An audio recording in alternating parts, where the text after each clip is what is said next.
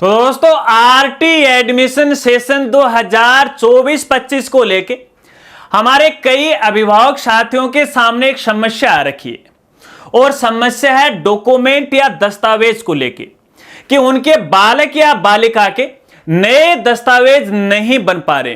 क्यों? क्योंकि या तो उनका नया जिला बना है या फिर नई तहसील या नया ब्लॉक बना है। नया जिला बनने के कारण या फिर नई तहसील ब्लॉक बनने के कारण उनको नए दस्तावेज तैयार करवाने में समस्या आ रही है। तो इस समस्या का क्या समाधान है वो इस वीडियो में आपको बताने वाला हूं। इसलिए जो वीडियो है वो हमारे अभिभावक साथियों के लिए तो खास होने वाली है, लेकिन इसके साथ साथ स्कूल साथियों के लिए भी खास होने वाली है, क्योंकि आगे जाके उनको भी इन बालक बालिकाओं के दस्तावेज का वेरिफिकेशन जो करना है। नमस्कार साथियों, मैं हूं आपका अपना साथी राजगुरु जी। तो दोस्तों, जैसा कि आप सभी को पता है कि इस बार अपने राजस्थान में आरटी के फॉर्म भरने की अभी तक जो लास्ट डेट है वो 29 अप्रैल 2024 तक है। अब यहां पे हमारे कई अभिभावक साथियों के सामने दस्तावेज को लेके कई सवाल हैं। तो सबसे पहले एक दो सवाल मैं ले लेता हूं, फिर जो समस्या है उसके समाधान के बारे में आपको बताता हूं। देखिए, कई अभिभावक साथियों का यह कहना है कि यदि हम बालक या बालिका के नाम की जगह यदि हम अपना खुद का यानी माता पिता के नाम से दस्तावेज ऑनलाइन अपलोड कर दें या बना लें तो आगे जाके ये सही होगा या फिर गलत होगा। तो साथियों, आपको बताना चाहूंगा ये पूर्णतया गलत होगा। क्यों? क्योंकि एक बार तो देखिए, आप यहां पे है अभिभावक के नाम से है दस्तावेज ऑनलाइन आवेदन के समय अपलोड कर सकते हो, ये मान्य है और स्कूल के द्वारा भी इसको वेरीफाई किया जा सकता है। लेकिन जब यहां पे विभाग की तरफ से इन आरटी एडमिशन की जांच के लिए जांच दल स्कूल में आएगा तो उस समय उस जांच दल को बालक बालिका के नाम से ही दस्तावेज चाहिए, जैसे यहां पे उसका जन्म प्रमाण पत्र, उसका जाति प्रमाण पत्र और मूल निवास प्रमाण पत्र। यदि ये नहीं पाए जाते हैं तो जांच दल के द्वारा यहां पे बालक बालिका का आरटी का आवेदन वो निरस्त है वो कर दिया जाएगा।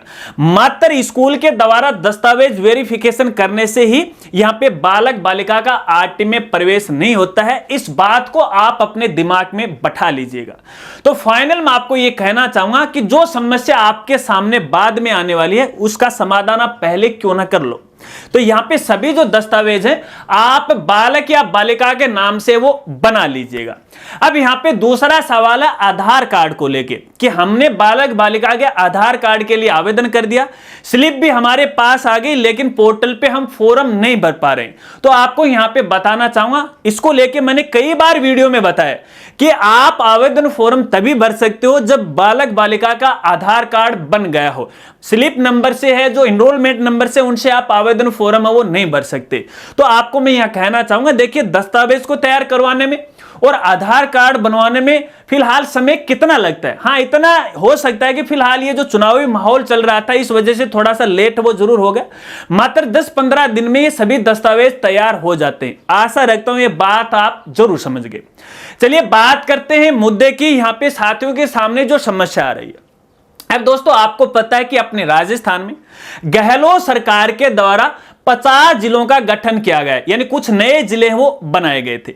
अब नए जिले बनने के कारण या फिर नई तहसील या नया ब्लॉक बनने के कारण कई बार हमारे साथियों के सामने अलग अलग तरह की समस्याएं और वो समस्याएं फिलहाल आरटी आवेदन के समय भी आ रही। यहां पे जो अभिभावक साथी हैं अपने बालक बालिका के नए जिले के आधार पर, नई तहसील के आधार पर या नए ब्लॉक के आधार पर दस्तावेज नहीं बना पा रहे हैं। तो दोस्तों आपको बताना चाहूंगा वाकई में ये समस्या है, लेकिन आपको टेंशन नहीं लेना है, आपको घबराना नहीं है। क्योंकि यदि यहां पे देखिए नए जिले के आधार पर आपके दस्तावेज तैयार नहीं हो रहे हैं तो आपका जो भी पुराना जिला है, जो भी आपकी पुरानी तहसील है, जो भी आपका पुराना जो ब्लॉक है, उस आधार पर आप अपने दस्तावेज तैयार करवाएगा या फिर पहले से बने हुए हैं तो पुराने दस्तावेज के आधार पर आप अपने बालक बालिका का आरटी का आवेदन फॉर्म भर सकते हो और पुराने जो दस्तावेज हैं वो ऑनलाइन अपलोड कर सकते हो। लेकिन यहां पे शर्त यह है कि पुराने दस्तावेज में आपका जो ब्लॉक है, आपकी जो तहसील है, आपकी जो ग्राम पंचायत है, आपका जो वार्ड है वो होना जरूरी है। अब यहां पे देखिए पुराने जिले के आधार पर आपके बालक बालिका का जो आवेदन है या दस्तावेज है उन पर ऑब्जेक्शन नहीं लगाया जाएगा और न ही उनको निरस्त है वो किया जाएगा। तो बेफिक्र होकर आप पुराने दस्तावेज है वो ऑनलाइन अपलोड कर सकते हो। फिर भी यहां पे देखिए, जब यहां पे नए जिले बने हैं और आपको पता है कि हर एक जिले के अंदर डिपार्टमेंट का गठन भी होता है। गठन तो क्या, डिपार्टमेंट तो पहले से ही बना हो, लेकिन अधिकारी तो वहां पे बिठाना होता ना। तो यहां पे फिलहाल देखिए टेक्निकल समस्या आ रही है, पोर्टल पे ऑनलाइन समस्या आ रही है। तो ये जो समस्या है वो तो धीरे धीरे इसका समाधान होगा। लेकिन फिर भी मैं आपको कहना चाहूंगा, यदि आप चाहते हो कि यहां पे नए जिले के आधार पर आप अपने दस्तावेज तैयार करवाएं, तो आप इनको ऑफलाइन है तैयार करवा लीजिएगा। जैसे जाति प्रमाण पत्र है, मूल निवास प्रमाण पत्र, आप अपने तहसील के अंदर है, तहसीलदार के समक्ष प्रस्तुत होएगा और उनको इस समस्या से बता दीजिएगा। आपको एक खास जानकारी और देना चाहूंगा, देखिए यहां पे इन आरटी एडमिशन के लिए स्कूल की जो प्रोफाइल है डिपार्टमेंट के द्वारा भराई गई थी। तो जो स्कूल की प्रोफाइल है उसके अंदर तो 50 जिलों को आधार मानते हुए जानकारी भरवाई गई थी। यानी आपकी जो स्कूल है कौन से जिले में है, कौन से ब्लॉक में है, कौन सी तहसील में, तो 50 जिलों के आधार पर प्रोफाइल भरवा ली गई। लेकिन फिलहाल यहां पे देखिए अभिभावक ऑनलाइन आवेदन करते हैं अपने बालक बालिका का, तो यहां पे केवल 33 जिले ही आपको दिखाई दे रहे। यानी आपको 33 जिलों को आधार मानते हुए अपना आवेदन करना है। तो इसका मतलब तो यह हो गया कि यहां पे आपके जो पुराने जिले हैं वो ही मान्य हैं और उनके आधार पर यदि आपका नया जिला बन गया है तो आपका आवेदन है वो कतई निरस्त वो नहीं किया जाएगा। तो बेफिक्र होकर आप आराम से आवेदन कीजिएगा और आवेदन करने के बाद आराम से वो सो जाएगा। लेकिन एक बात और आपको कहना चाहूंगा, देखिए जब आप आवेदन करो और दस्तावेज अपलोड करो, जैसे जाति प्रमाण पत्र है, मूल निवास प्रमाण पत्र, यदि ये पुराने जिले के हैं, तो यहां पे एक आप सफेद कागज पे एक साधारण शपथ पत्र लिख देना कि हमारा जो पुराना जिला ये है, नया जिला ये है, और जब नए जिले के दस्तावेज बनेंगे तो विभाग या फिर स्कूल के अंदर है नए जिले के आधार पर दस्तावेज है नए जमा करवा दिए जाएंगे व्यक्तिगत आगे। इस प्रकार की एक भाषा लिख दीजिएगा। ये इसलिए मैं आपको बोल रहा हूं क्योंकि देखिए हमारे स्कूल साथी उनको भी कई ऐसे हैं जिनको पूरे नियमों की जानकारी नहीं होती है। अब वो हवा में जो बातें आती हैं, सोशल मीडिया पे जो बातें उनको आधार पर मानते हुए यहाँ पे वो दस्तावेज का वेरिफिकेशन या उन पे ऑब्जेक्शन वो लगा देते, तो कहीं ना कहीं उनसे भी गलती हो सकती है। यदि आप यहां पे वो शपथ पत्र लिखोगे ना तो ये प्रकरण उनके दिमाग में आ जाएगा, तो पुराने जिलों को आधार मानते हुए आपके दस्तावेज का वेरिफिकेशन वो कर दिया जाएगा। आशा रखता हूं ये बात आप जरूर समझ गए। इसके अलावा दस्तावेज को लेकर आपके और भी कोई सवाल हैं तो आप बेझिझक कमेंट के द्वारा पूछ सकते हैं।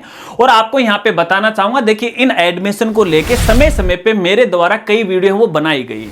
सभी इंपॉर्टेंट वीडियो का लिंक आपको वीडियो की डिस्क्रिप्शन में मिल जाएगा, आराम से देखिएगा। और मैं दावे के साथ कह सकता हूं जब हमारी सारी आप वीडियो देख लोगे तो इन एडमिशन को लेके आपके सामने है कोई भी सवाल खड़ा नहीं होगा या आपके दिमाग में इधर उधर सवाल वो नहीं घूमेगा। और समय के अनुसार जो नई नई जानकारी आएंगे या फिर जो नए अपडेट आएंगे उनके बारे में मैं आगे आपको वो बताता जाऊंगा। वैसे भी मेरे पास लगातार अलग अलग अभिभावक साथियों के कई तरह की क्वेरी आई है। आप थोड़ा सा धैर्य रखिएगा, आपके सभी सवालों के जवाब है वो मिलते रहेंगे। अगर वीडियो जानकारी आपको अच्छी लगी हो तो वीडियो को लाइक कीजिएगा और हो सके तो अपने दोस्तों के साथ जरूर शेयर कर दीजिएगा। तो मिलते हैं फ्रेंड्स अगली एक नई वीडियो के साथ, तब तक के लिए जय हिंद, जय भारत।